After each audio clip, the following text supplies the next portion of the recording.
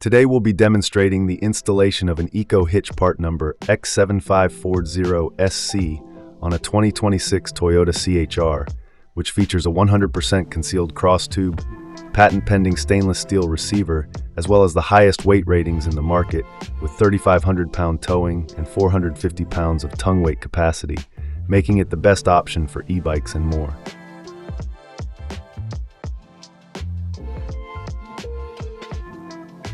First, raise the vehicle using the manufacturer's approved lifting points. Next, remove the 8 bumper clips and plastic nuts using a large flathead screwdriver and a 10mm socket.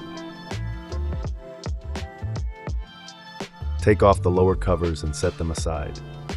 Now, peel off the stickers on both sides that cover the inner frame holes.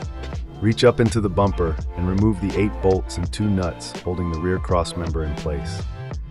Slide the crossmember to the side so you can access the hole at the end of the frame.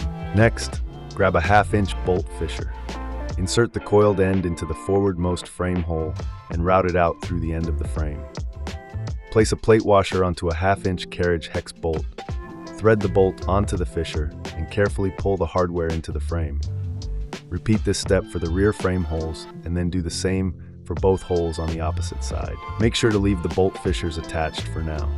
Once that's done, reinstall the rear crossmember and torque the factory hardware to 35 foot-pounds. Place a 1 1/4 by 2-inch plate washer over the lower crossmember studs.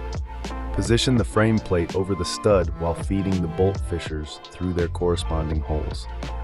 Secure it by placing a 3/8-inch split lock washer over the stud and threading on an M10 hex nut. Pull the bolts completely out of the frame and through the frame plate. Secure them with a 1/2-inch flat washer, a lock washer, and a 1/2-inch hex nut. Leave these loose for now. Lift the hitch into place and align it with the holes in the side plates. Secure the hitch using 3 1/2-inch by 1 1/2-inch bolts per side. Fasten each bolt with a split lock washer and a 1/2-inch hex nut. Time to torque everything down. First, torque the 1/2-inch cross tube bolts to 80 foot-pounds. Next, tighten the M10 nuts to 35 foot-pounds. Finally, torque the 4 1/2-inch carriage bolts to 80 foot-pounds. For the final step, grab the measurements listed in your written instructions. Lay out and cut the clearance for the receiver and cross tube in the lower plastic covers using a reciprocating body saw.